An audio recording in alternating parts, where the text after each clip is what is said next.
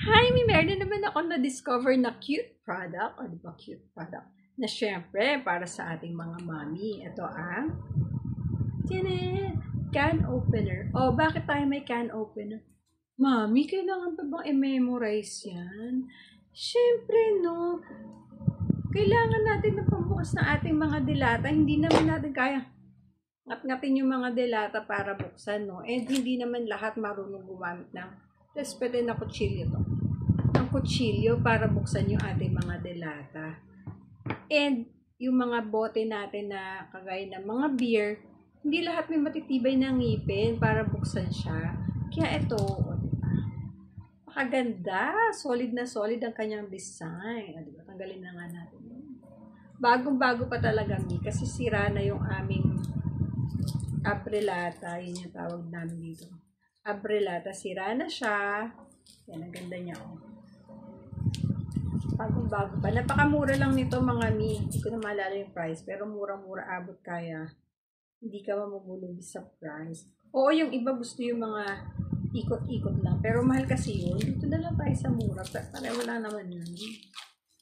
Diba? Pareho lang siya ng gamit. So, dun lang tayo sa matipid para marami tayong ma-check out.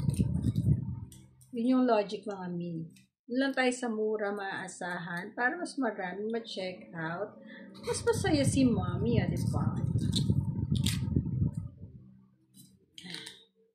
Dalhin ko lang yung mga nakabalot sa kanya para makita nyo kung gaano siya kaganda. Ang ganda natin. Char.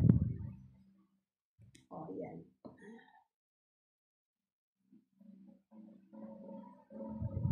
Ito yung sharp na to. Ito yung ipangkakalang nyo dun sa lata. Yan. Hindi po. Demo purposes lang po ha. Hindi ko bubuksan yung lata kasi may ulam naman. So yun. Ganyan o. Chak, chak, chak, chak, chak. Kasi ito naka-angkla dyan. Dito sa rim niya naka-angkla. Ito nyo ba? Yan. Yan. Ganyan.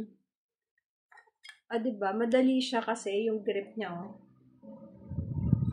Tapos, just in case naman na kailangan nyo ng mga yun, pambukas ng mga bote nyo, yan. Mga beer, kung ano man yung bubuksan nyo na kailangan ng gaganyan nyo lang siya sa beer. Diba? Napakadali, napaka-handy. O siya mga mi, kung gusto nyo, lalagay ko yung link sa comment. Get yours now.